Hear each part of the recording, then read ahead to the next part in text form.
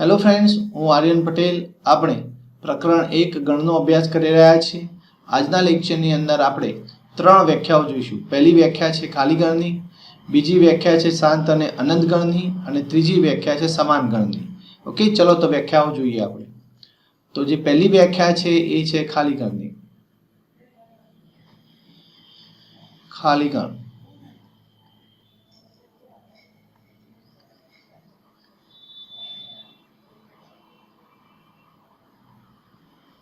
ચલો, ખાલી ગણ કોને કહેવાય? ગણ વિશે આપણે જાણ્યું અગાઉ. હવે કોઈ ગણ આપેલો હોય તો ખાલી ગણ ક્યારે કહેવાય? તો એની વ્યાખ્યા આવી છે.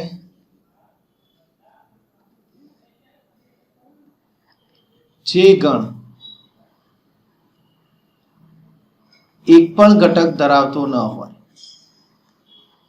એક પણ ઘટક ધરાવતો ન હોય,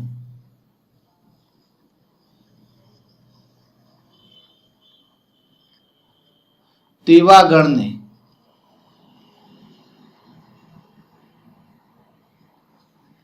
ખાલી ગણ, અંગ્રેજીમાં એને કહેવાય નલ સેટ.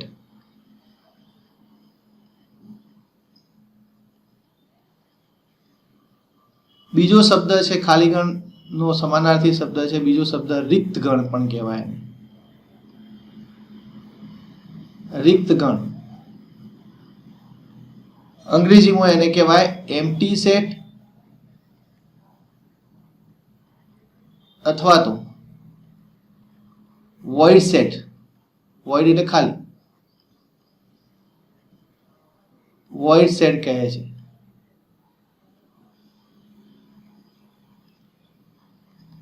તો ખાલી ગણ કેવો હોય કે રિક્ત ગણ કેવો હોય? તો કયા ગણને ખાલી ગણ અથવા તો રિક્ત ગણ કહેવાય? કે જે ગણની અંદર એક પણ ઘટક આવતો ન હોય, જે ગણ એક પણ ઘટક ધરાવતો ન હોય તેવા ગણને ખાલી ગણ કહેવાય. અંગ્રેજીમાં એને નલ સેટ પણ કહેવાય છે, એમ્પ્ટી સેટ પણ કહેવાય છે અને વોઇડ સેટ પણ કહીએ છીએ.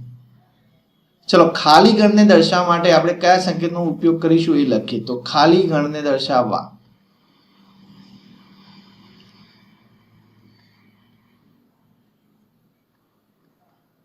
કોઈ ગણ ખાલી હોય તો એના દર્શાવવા માટે આપણે ફાઈ અથવા તો આને વંચાય ફાઈ અથવા તો સિમ્પલી ગણ લખવાનો, પણ એક પણ ઘટક અંદર આવે નહીં. તો આને આ તે પણ સંકેત વડે દર્શાવાય છે, વડે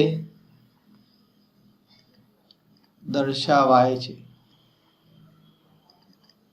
તો ખાલી ગણને ફાઈ અથવા આ પ્રકારે ખાલી ગણ વડે દર્શાવાય છે. ઓકે, હવે વાત છે આગળ ઉદાહરણની. ચલો, ઉદાહરણ લઈને આ વ્યાખ્યાને આપણે સમજીએ. તો એ ઉદાહરણ લઈએ છીએ.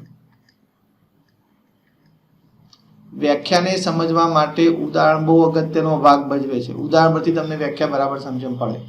ચલો, મારી પાસે એક ગણ લઈએ આપણે. ઉદાહરણ 1 જોઈએ આપણે. ઉદાહરણ 1 ની અંદર ધારો કે આપણે એક ગણ લઈએ છીએ. ધારો કે a બરાબર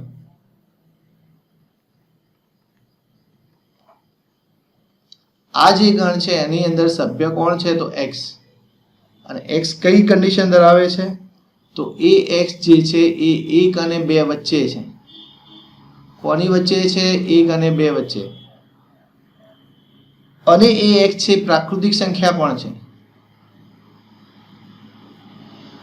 કેવી સંખ્યા છે? પ્રાકૃતિક સંખ્યા.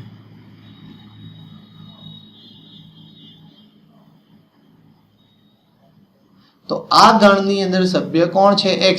પણ x કઈ શરત ધરાવે છે? 1 અને 2 વચ્ચે છે અને પ્રાકૃતિક સંખ્યા છે. હવે વિચારો, ચલો, 1 અને 2 વચ્ચે કોઈ પ્રાકૃતિક સંખ્યા આવે? તમારી પ્રાકૃતિક સંખ્યાઓ કઈ છે?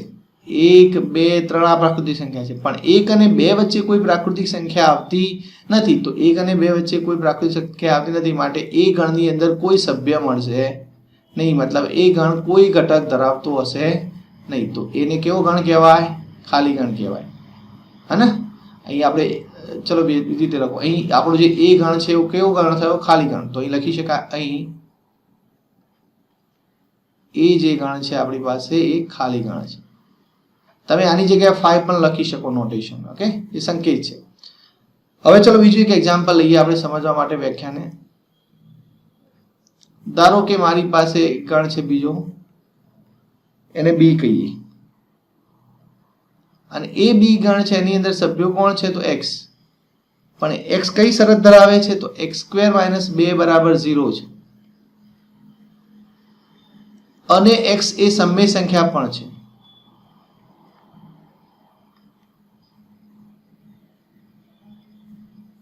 કેવી સંખ્યા છે? સમય સંખ્યા છે. હવે ચલો આ ગણના આપણે ઘટક શોધવા જઈએ. તો આ ગણની અંદર કોણ આવશે તો એક્સ સ્ક્વેર માઇનસ 2 બરાબર 0 જે સમીકરણ છે એનો ઉકેલ આવશે, અને એ જે એક્સ ઉકેલ તરીકે આવે એ સમય સંખ્યા હોવી જરૂરી છે, કારણ કે એક્સ સમય સંખ્યા આપણને કહી છે. તો ચલો અહીં આપણી પાસે જે ગણ બી છે એ ગણ બી ની અંદર ઘટક કયો કોણ આવશે? બી ના ઘટક જાણવા છે. તો હું શું કરવું પડે? પહેલા એક્સ સ્ક્વેર માઇનસ 2 બરાબર 0 જે સમીકરણ છે એનો ઉકેલ શોધવો પડે અને એક્સ શોધવા પડે. ચલો આપણી પાસે હું કારણ તરીકે પહેલા ગણી નાખું કે એક્સ સ્ક્વેર માઇનસ 2 બરાબર 0 સમીકરણ છે આપણી પાસે. તો એક્સ સ્ક્વેર કેટલા લખાય? આના પરથી આપણે એક્સ સ્ક્વેર કેટલા લખી શકીએ? 2. ચલો એક્સ સ્ક્વેર 2 હોય તો એક્સ કેટલા થાય? પ્લસ ઓર માઇનસ √2 થાય. હવે પ્લસ √2 કહો કે માઇનસ √2 કહો, એ બંને સમય સંખ્યામાં આવે? ના આવે. અને સમય સંખ્યાનો ગણને આપણે શું કહીએ છીએ? ક્યુ કહીએ છીએ. તો એનો મતલબ કે આ બંને જે છે એ ક્યુ ની અંદર આવશે નહીં, એટલે કે સમય સંખ્યા નથી આ બંને. ઓકે, તો તમને આ સમીકરણનો ઉકેલ શોધવો હતો, તો ઉકેલ તો તમને મળી ગયો x બરાબર પ્લસ ઓર માઇનસ 2, પણ એ સમય સંખ્યા નથી, તો તમને આ ગણની અંદર કોઈ ઘટક મળવાનો નથી. એનો મતલબ કે તમે કહી શકો કે આ ગણ પણ કેવો ગણ છે? ખાલી ગણ છે. ઓકે, ચલો એક ત્રીજું ઉદાહરણ લઈએ.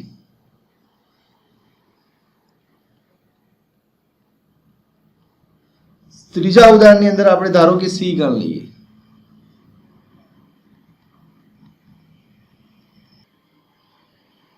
ધારો કે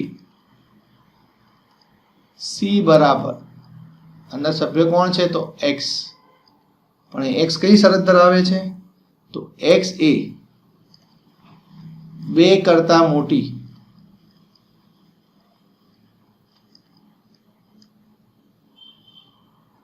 અવિભાજ્ય યુગ્મ સંખ્યા છે.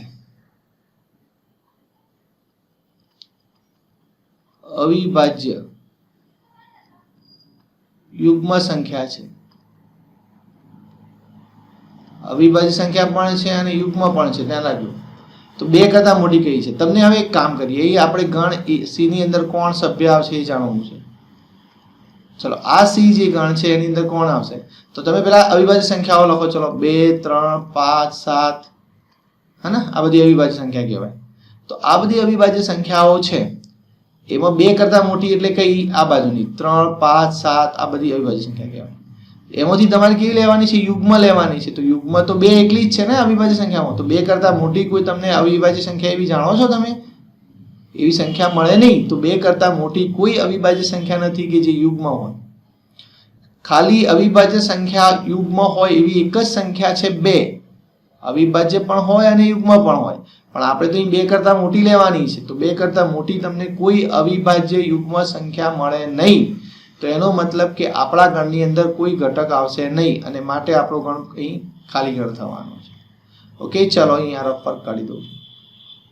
હવે નેક્સ્ટ અગત્યની વ્યાખ્યા આપણે જોઈએ, શાંત અને અનંત ગણ.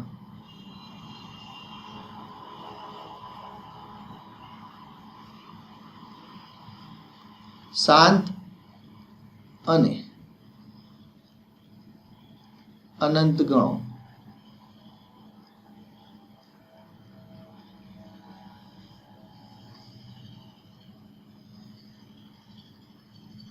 હવે આની વ્યાખ્યા સમજીએ. આપણે ખાલી ગણને બરાબર સમજી લીધો ઉદાહરણ દ્વારા, કે જે ગણની અંદર એક પણ ઘટક આવે નહીં, અથવા તો જે ગણ એક પણ ઘટક ધરાવતો ન હોય એ ગણને ખાલી ગણ કહેવાય.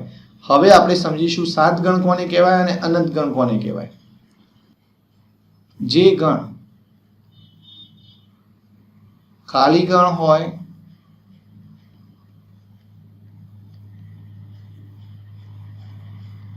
અથવા નિશ્ચિત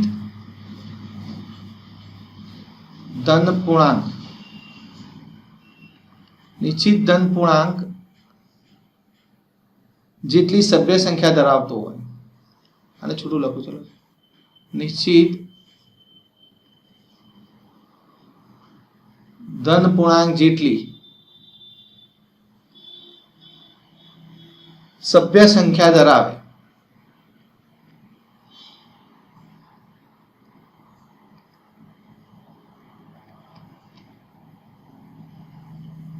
તેને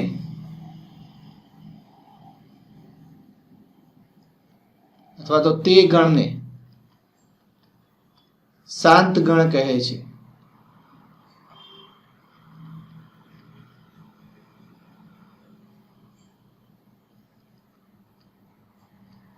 જો આ શાંત ના હોય એટલે કે અન્યથા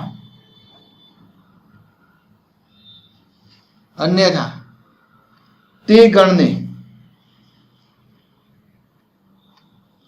અનંત ગણ કહીશું.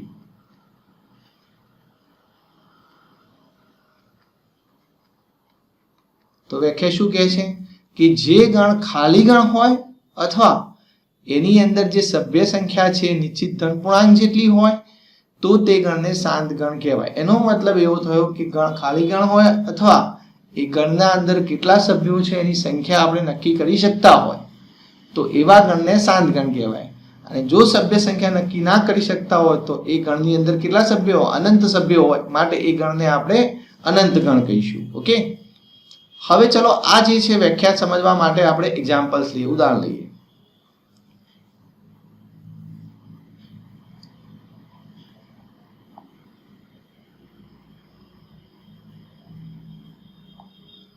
ઉદાહરણ,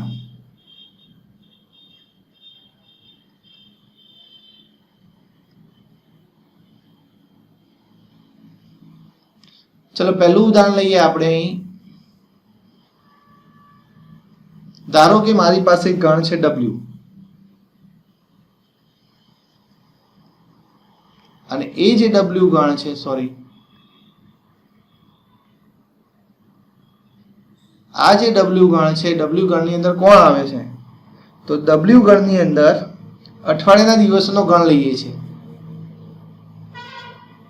અઠવાડિયાના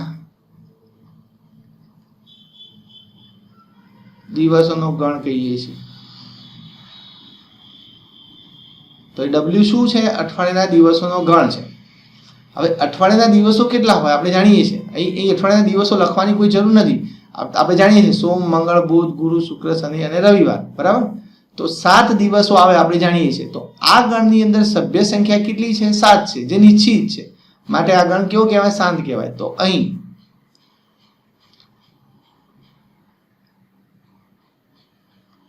ગણ W ની સભ્ય સંખ્યા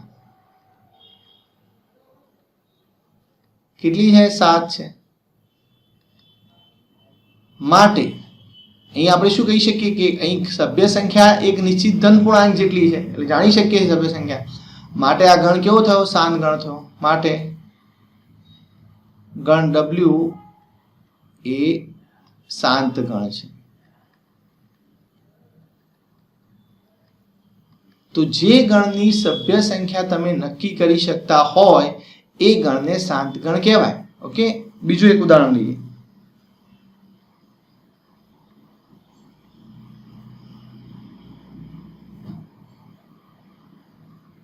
ધારો કે S બરાબર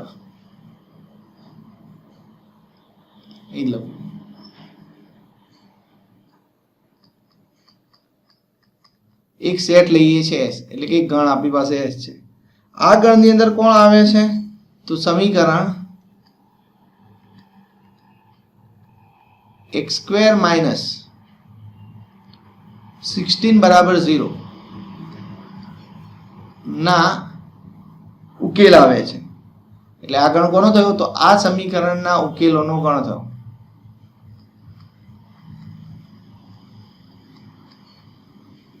તો S શું છે? આ જે સમીકરણ આપેલા છે એના ઉકેલનો ગણ થયો. હવે ચલો આ ગણ છે, આની મારે સભ્ય સંખ્યા લખવી છે. તો તમારે શું કરવું પડે? આ સમીકરણના ઉકેલ શોધવા પડે. તો S જે છે એ ગણની અંદર કોણ આવશે? તો મારે શું કરવું પડે? x² - 16 બરાબર 0 જે સમીકરણ છે એનો ઉકેલ એટલે કે x શોધવું પડે મારે. x² - 16 બરાબર 0 હોય તો x² કેટલા થાય? 16 થાય. અને x² 16 હોય તો x કેટલા થશે? +or -4.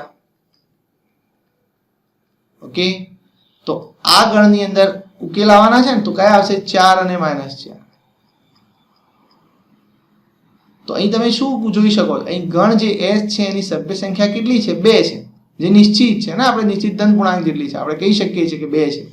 તો માટે ગણ શાંત ગણ. તો અહીં શું લખી શકીએ? અહીં ગણ s ની સભ્ય સંખ્યા 2 છે, જે નિશ્ચિત છે ને, માટે ગણ s એ શાંત ગણ છે. તો જે ગણની સભ્ય સંખ્યા આપણે કહી શકતા હોય તો એ ગણને શાંત ગણ કહેવાય. ઓકે, ચલો નંબર 3, ઉદાહરણ નંબર 3 જોઈએ. ધારો કે આ ઉદાહરણની અંદર આપણે ગણ લઈએ g, અને એ ગણ કોનાથી બનેલો છે? તો રેખા પરના બિંદુઓથી બનેલો છે. એટલે કે રેખા પરના, સોરી હું ફરીથી લખું, રેખા પરના બિંદુઓનો ગણ છે. હવે ચલો તમને હું પૂછું કે આપણને એક રેખા આપી છે. ધારો કે હું અહીં રેખા દોરું છું. ચલો આ મારી રેખા છે, બરાબર છે? આ જે રેખા છે, આ રેખા પર કેટલા બિંદુઓ આવે? કોઈ કહી શકશે મને? કેટલા બધા બિંદુઓ? એ કહી શકાતું નથી. તો રેખા પરના બિંદુઓ જે છે એ કેટલી સંખ્યા હશે તો નથી કહી શકાતું, હે ને? તો અહીં સભ્ય સંખ્યા નક્કી કરી શકતા નથી અહીં. તો આ ગણ શાંત થશે ના, આ ગણ અનંત ગણ થશે. કારણ કે અહીં તો ઘણા બધા બિંદુઓ આવે ને, અહીં આપણે કહી શકતા નથી, બરાબર છે? અહીં ઘણા બધા બિંદુઓ તમે લખી શકો. તો અહીં અહીં આ જે ગણ છે એ ગણની સભ્ય સંખ્યા નક્કી કરી શકતા નથી, માટે આ ગણ અનંત ગણ થશે. તો અહીં શું લખાશે? અહીં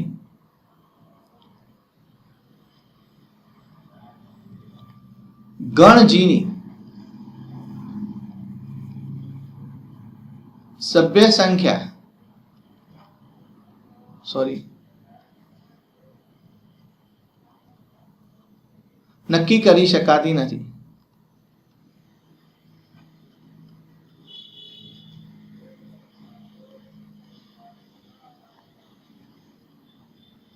તો માટે ગણ g એ કેવો ગણ કહેવાય? અનંત ગણ કહેવાય.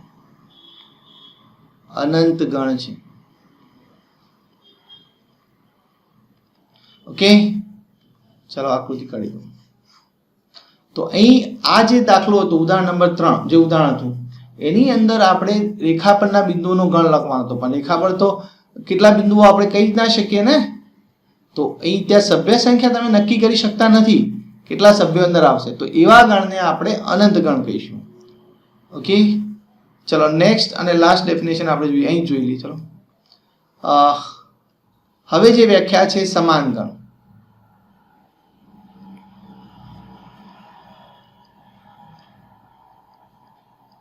એનો મતલબ કે ધારો કે મને 2 ગણ આપેલા છે, તો સમાન ક્યારે કહેવાય એની વાત કરવાની. ઓકે, તમને 2 ગણ આપેલા હોય તો 2 ગણ સમાન ક્યારે છે એ કહેવાનું છે આપણે.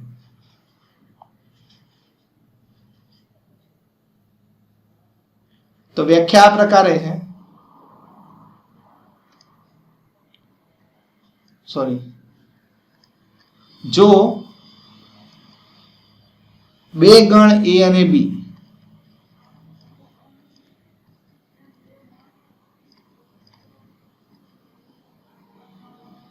ને યથાર્થ રીતે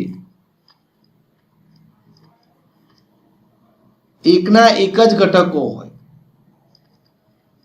એકના એક જ ઘટકો હોય,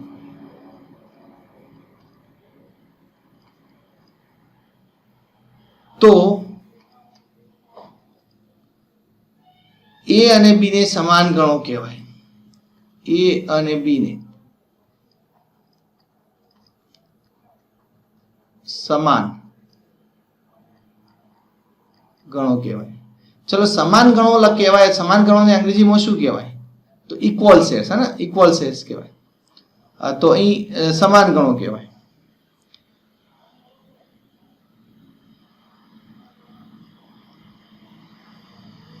જો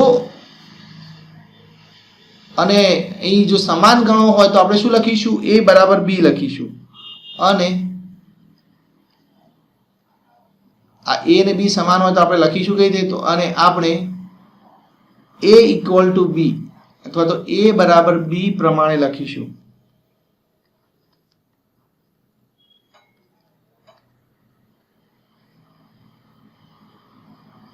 જો આવું ના થતું હોય એનો મતલબ કે a અને b ગણની પાસે એકના એક જ ઘટકો ન હોય, એટલે કે a અને b સમાન ગણો ન હોય, તો એવા સંજોગોમાં આ ગણોને આપણે કેવા ગણો કહીશું? અસમાન ગણો કહીશું. નહીં તો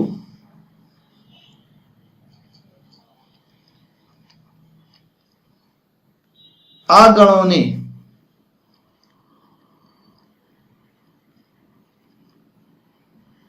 અસમાન ગણ કહીશું. સોરી,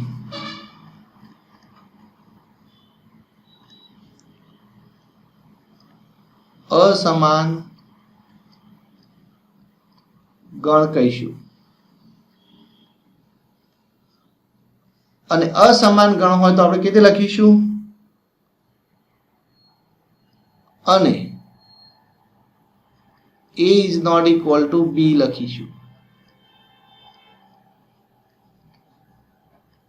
ઓકે, તો જો બે ગણ આપેલા હોય a અને b, બંનેની પાસે એકના એક જ ઘટકો હોય, a ની પાસે જે ઘટકો હોય છે એ જ b ની પાસે ઘટકો હોય, બંનેના ઘટકો એકના એક જ હોય, તો એ બંને ઘટકોને આપણે એ બંને ગણોને આપણે સમાન ગણો કહીશું. અને જો બે ગણ a અને b સમાન હોય તો આપણે શું લખીશું? a બરાબર b લખીશું. અને જો સમાન ના હોય તો આવા ગણને આપણે કેવા ગણ કહીશું? અસમાન ગણ કહીશું. અને શું લખીશું? a not equal to b લખીશું. ચલો, આ જે છે વ્યાખ્યા, એને સમજવા માટે આપણે ઉદાહરણ લઈએ.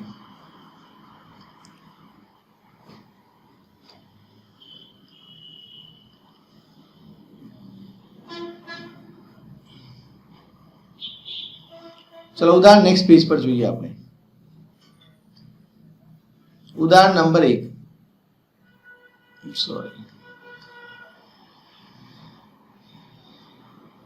ઉદાહરણ નંબર 1 ની અંદર ધારો કે આપણી પાસે બે ગણ આરતી લઈએ છીએ. ધારો કે એ ગણ છે, એના સભ્યો છે 1 2 3 4, અને બી ગણના સભ્યો લઈએ છે 3 1 4 2. હવે તમે જુઓ અહીં કે ગણ એની અંદર જે ઘટકો છે એ જ ગણ બી ની અંદર છે. ચેક કરો, 1 2 3 4, ક્રમ આગો પાછો છે, પણ ઘટકો તો એકના એક જ છે ને. તો અહીં આપણે શું જોઈ શકીએ છીએ? ગણ a ના ગણ a અને ગણ b ના ઘટકો એકના એક જ છે, જુદા છે નહીં. તો અહીં આપણે શું લખી શકીએ? અહીં આપણે જોઈ શકીએ છીએ કે a બરાબર b છે, કારણ કે ગણ a અને ગણ b ના ઘટકો એકના એક જ છે. ચલો, નંબર 2, ઉદાહરણ બીજું લઈએ.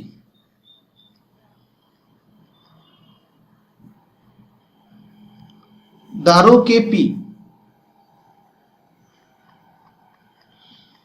એક ગણ છે, અને કોનાથી બનેલો છે? તો 6 કરતા નાની અવિભાજ્ય સંખ્યાઓથી બનેલો છે. એનો મતલબ કે 6 કરતા નાની અવિભાજ્ય સંખ્યાઓનો ગણ છે.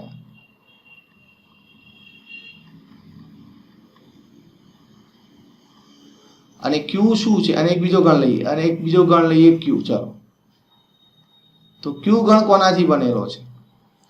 તો q જે છે 30 ના અવિભાજ્યનો ગણ છે, 30 ના અવિભાજ્ય અવયવોનો ગણ છે.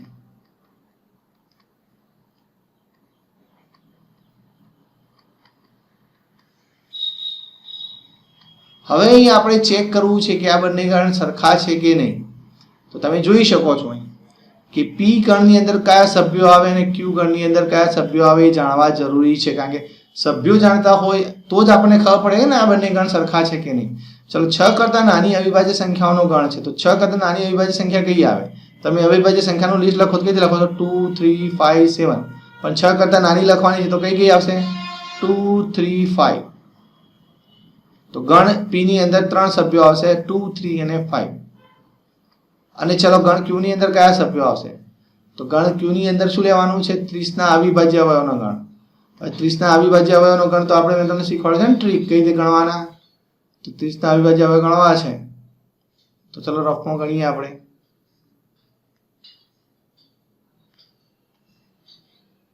ઓકે, ચલો અહીં 30 લઈએ પહેલા.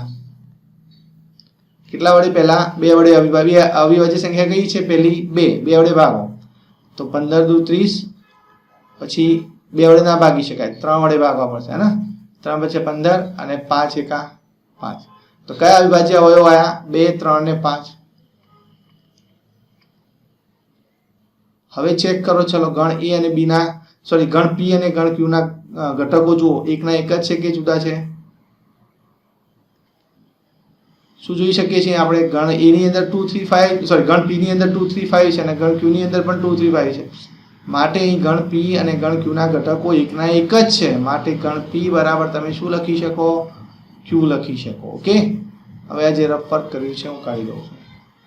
તો આ પ્રકારે આ લેક્ચરની અંદર આપણે 3 વ્યાખ્યાઓ જોઈ. પહેલી વ્યાખ્યા ખાલી ગણની, બીજી વ્યાખ્યા સાત ગણ અને અનંત ગણની, અને ત્રીજી વ્યાખ્યા આપણે ભણી કઈ? સમાન ગણની. તો આ 3 વ્યાખ્યાઓ છે બરાબર સમજો, કારણ કે આના પર આધારિત ઉદાહરણના દાખલા અને સ્વાધ્યાયના દાખલા આપણે નેક્સ્ટ લેક્ચરની અંદર જોઈશું. Okay, thank you.